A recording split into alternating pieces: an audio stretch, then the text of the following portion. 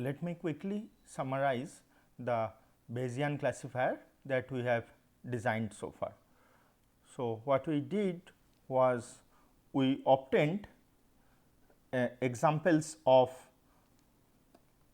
two classes, it can be multiple classes also. So, we had examples which consisted of measurements. In this particular case only a single measurement, the length of a of some object, which is in this case is a fish, which we are putting into one of the two classes, tuna and hilsa.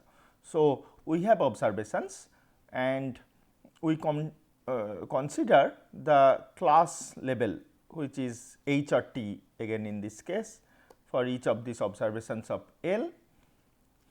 We put them into two groups, one group for all the observations in a particular class, say hilsa, and other all the population in the other class, tuna, and then we first construct the class conditional distribution.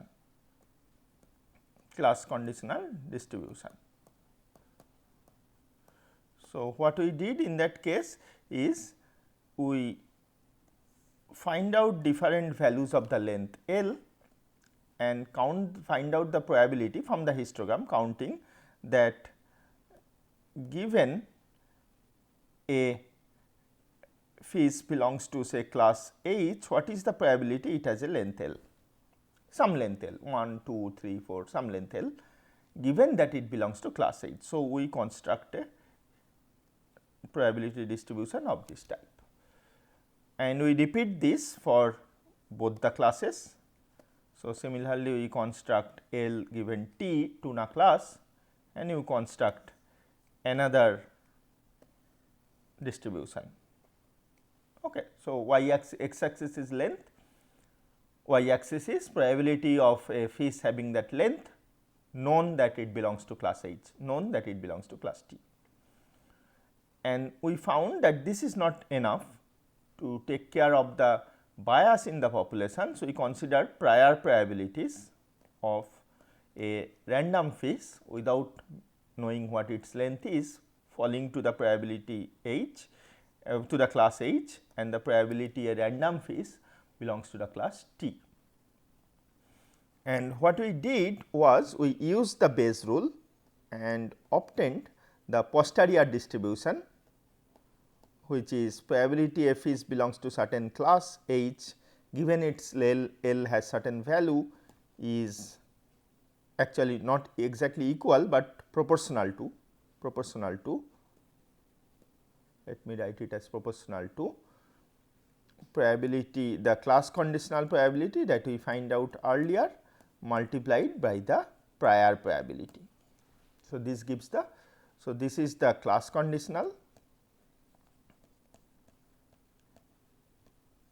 and this is the prior, we multiply these two to get the posterior distribution applying the Bayes rule.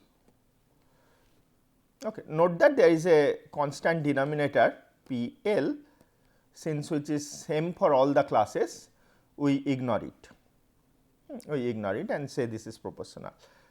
Similarly, we find the posterior distribution for both the classes T and H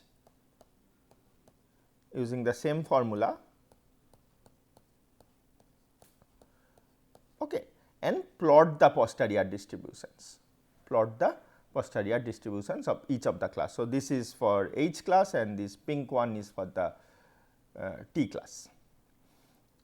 And then as we had reasoned earlier, we would find that the minimum error would occur if the decision boundary between both the classes lie at the intersection of the classes. Okay.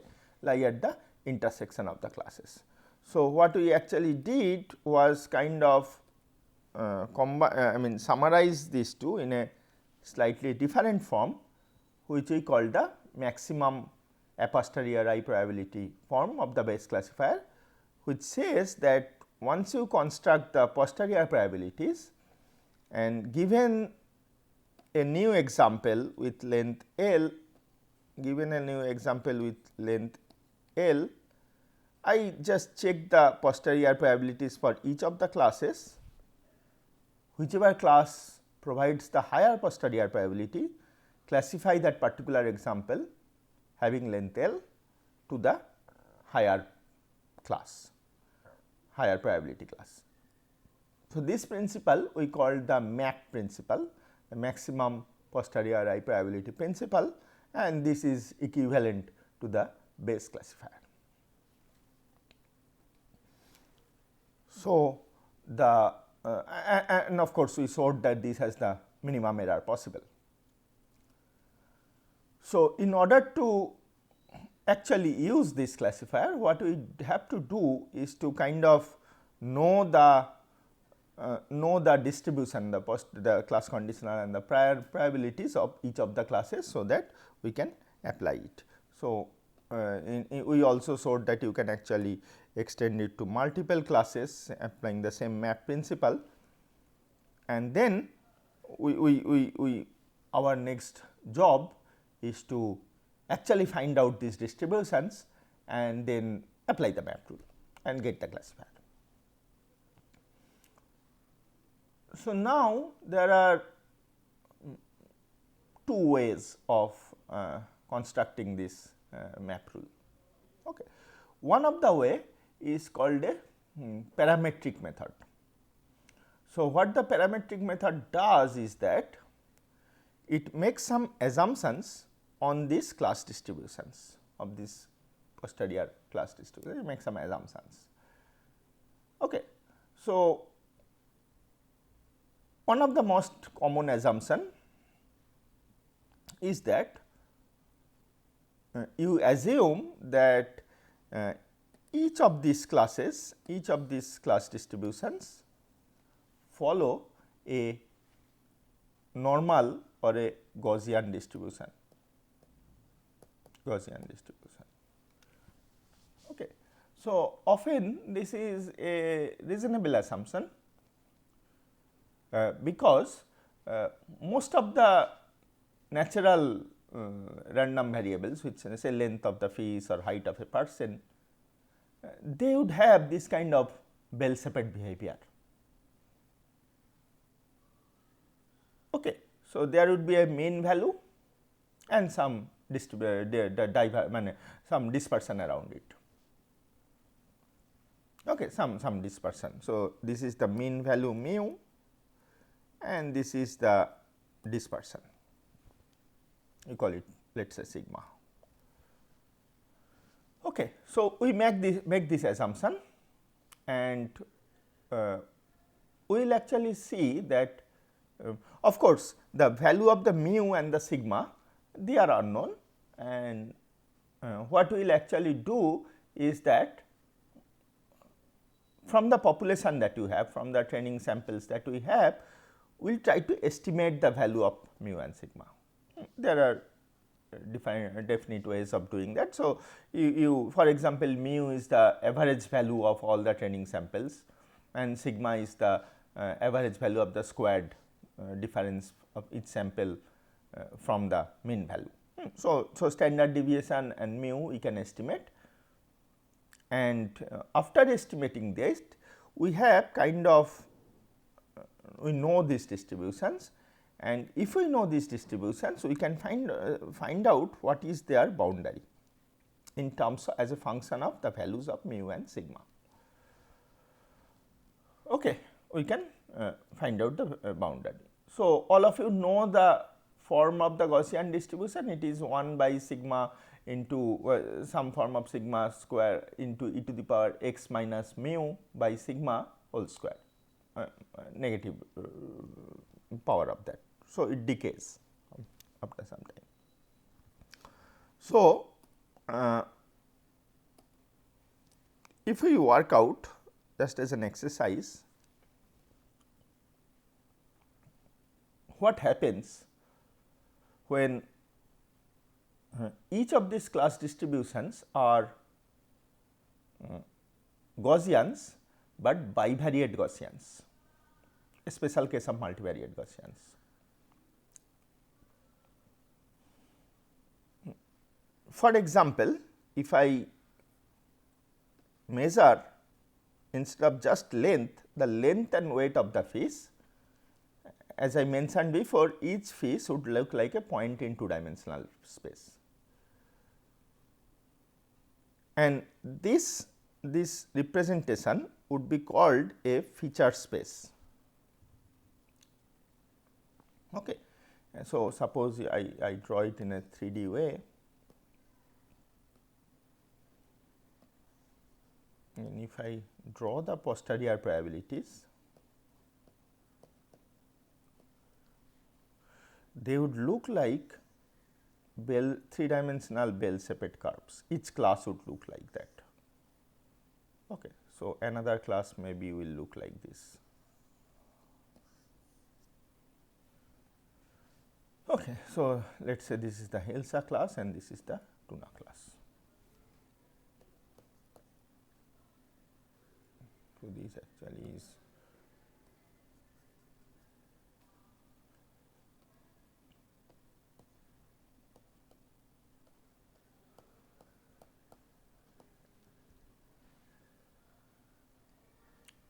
and since this is two dimension, the boundary will be not just a single B star as we had noted earlier in the one dimensional case, it would be a curve.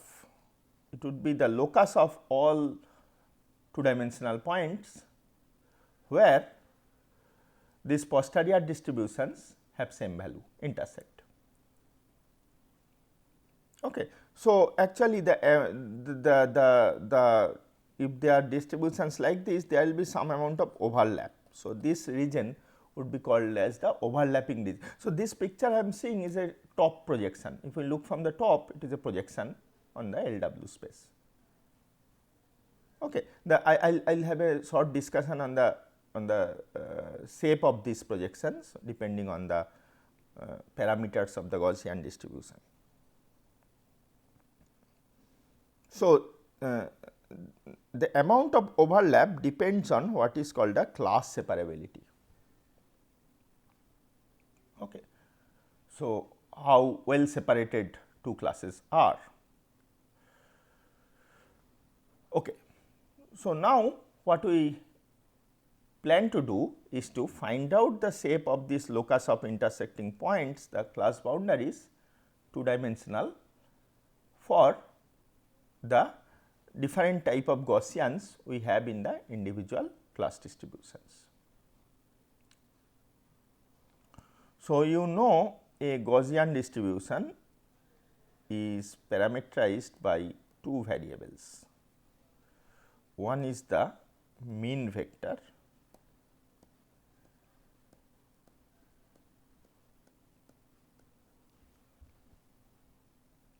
which will actually be like two values, mean of the length of a Hilsa fish, say if this is the Hilsa distribution, and mean of the weight of the Hilsa fish. So, this is the mean vector, and then there will be a covariance matrix.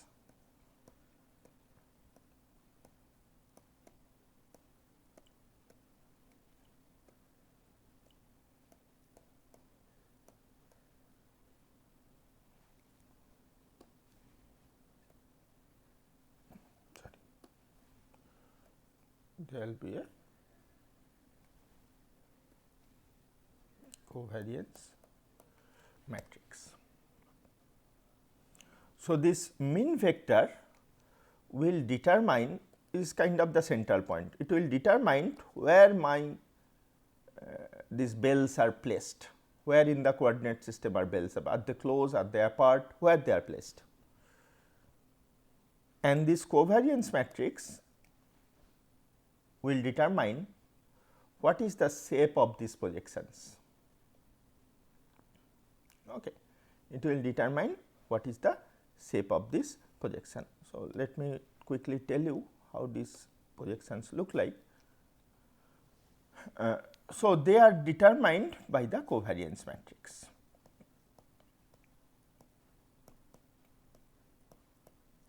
Okay.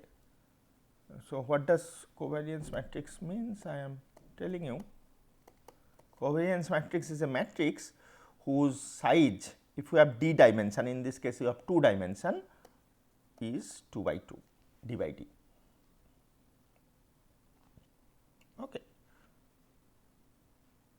So, you have a d by d. So, what are the values of the entry? Let me first define what is a variance. All of you know it. So, variance of a random variable x is what is the mean of a random variable x? Mean of a random variable x is the expected value of x, which means that you can estimate it in the following way.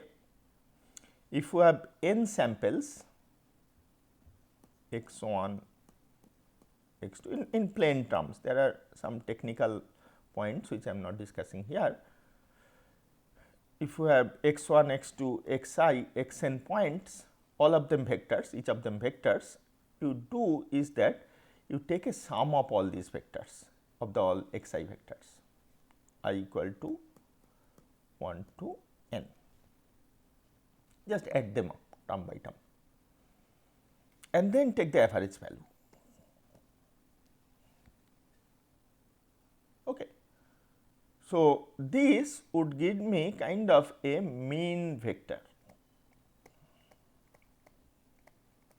meaning it would give me the most centrally located point among these all the tuna fishes, okay, that we go around all these tuna fishes, it will give the most centrally located, similarly for Ilsa. Now, what is sigma? So, sigma is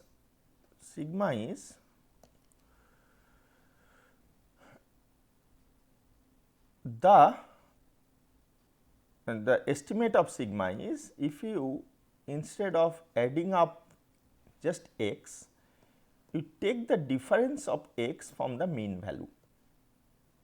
Okay, take the difference of, I am not putting x, it is just the mean. Take the difference of x from the mean value, the deviation x from the central value, square it up and add it up. Okay, square and add it up and take the average value of this dispersion. Okay, take the average value of dispersion. Okay, so that is a kind of measure of the dispersion of the distribution. So, this would be, if you have a distribution like this on x, this is the mean and kind of this is the spread, the dispersion. Okay, so, you can have sharper distributions with small mu, small sigma, and you can have spread distributions with larger sigma. Okay. So, now this covariance matrix, what it looks like is the following. This covariance matrix, this sigma, okay, as long as it is a univariate random variable, it is fine. But if you have multivariate, then sigma is more complex, this dispersion is more complex. Okay, because in the univariate case, dispersion is just kind of, sorry, I am bad at drawing this, is just kind of you take some threshold of the probability, measure it distance from the mu, and this much interval, this much length is my sigma.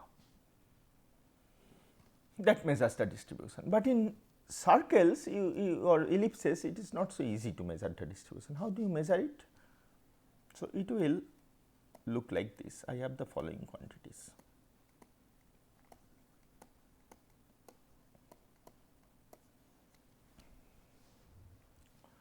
I am not writing down the algebraic equations, you have done the statistics course. So, I assume that you know the definitions of this. I am trying to geometrically explain what it means.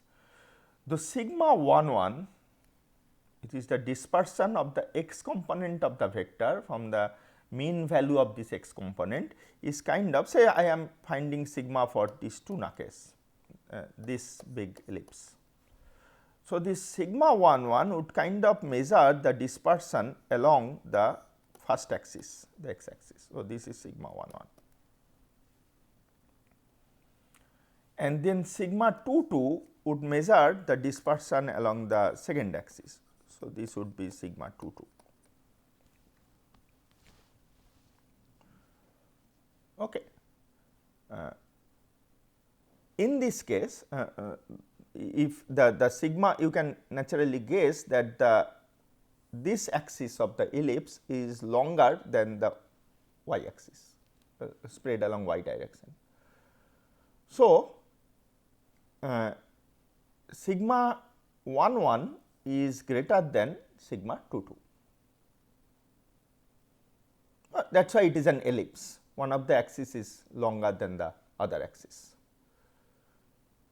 What happens if they are equal? If sigma 1 was equal to sigma 2, then these projections would look like circles. All right.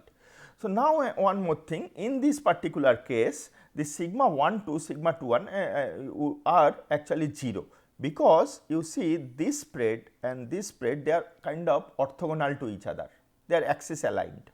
The principal axis of the ellipse and the second minor axis are axis aligned. So, the cross dispersion are 0 here. What would happen if this cross dispersion, the off diagonal terms of the covariance matrix are not 0? We would get ellipses which are tilted, not axis aligned. Okay. So, that is what we would get. All right. So, it is clear. So, if for the two variate case, we will get ellipses as projections, the axes of the ellipse will depend on the diagonal elements of the covariant matrix, and the tilt of the ellipse would depend on the off diagonal element of the covariance matrix.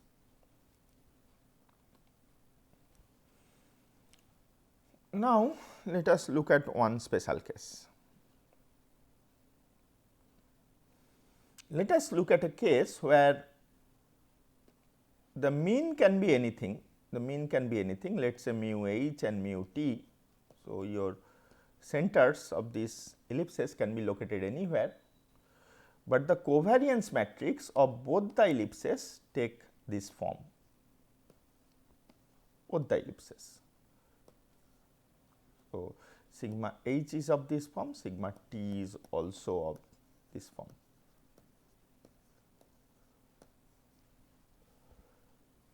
Off diagonal elements 0 and diagonal elements are equal.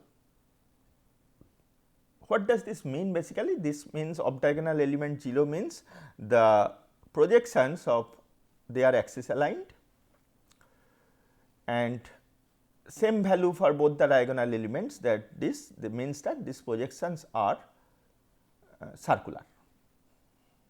Okay. So, this picture is actually not correct. So, I would actually have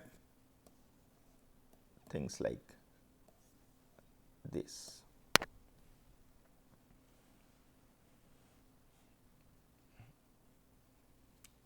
Okay. So, if this be the case, question is, what is the Bayes optimal classifier? What is the locus of points which gives equal probability for both these normal distributions NH and NT, for both these normal distributions? What are the probabilities?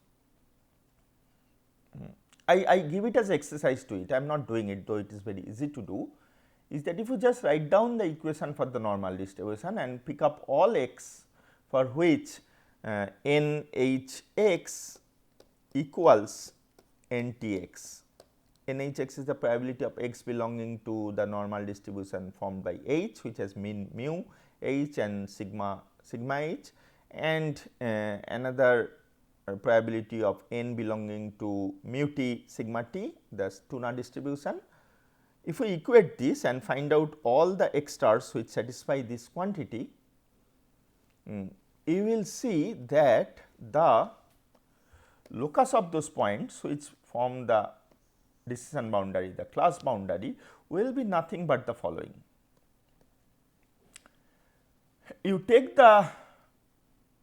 join both the means mu h and mu t and draw its perpendicular bisector.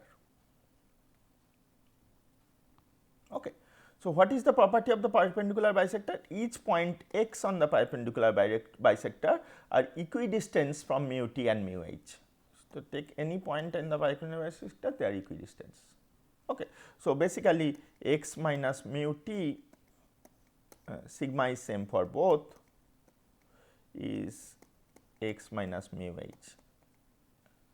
Okay. By the way, sigma will no longer be like this, sigma will actually look like this. It will look like the distance will look like x minus h mu t, the sigma h inverse, and this into transpose of this into mu h into mu t inverse x minus mu h, mu h, sorry, you can work it out. So, basically if you work out the perpendicular bisector, all locus of all points equidistant from both the mean will actually give you the class boundary. Just work it out. Let us look into the second case.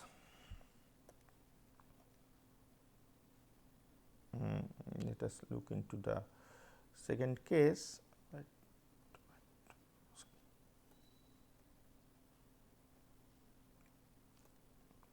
That where the means are okay, there you have two means, but individual classes are no longer two circles. Earlier it was two circles of same size, same sigma.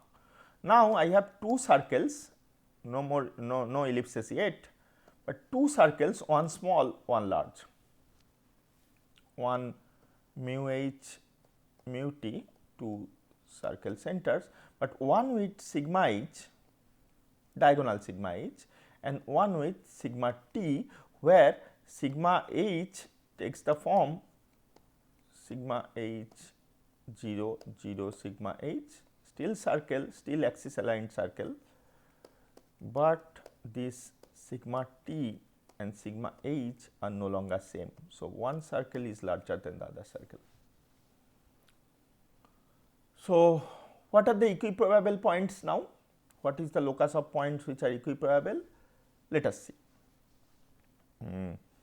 So, earlier I said for the equal circle, it is locus of all points, the perpendicular bisectors, which are equidistant from both the centers, Euclidean distance from both the centers. Okay.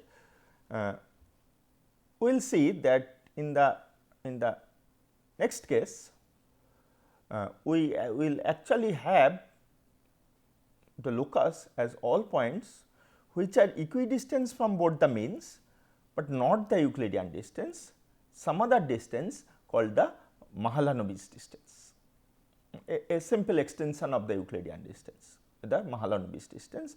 And in both unequal sized case, the locus is nothing but not the perpendicular bisector, which is Euclidean distance from both centers, but all points which are Mahalanobis distance from the centers. Okay. So, in my next lecture soon, I will first discuss what is Mahalanobis distance and find out the expression. So, this is the end of this lecture. Thank you. After this, I will continue with my definition of the Mahalanobis distance.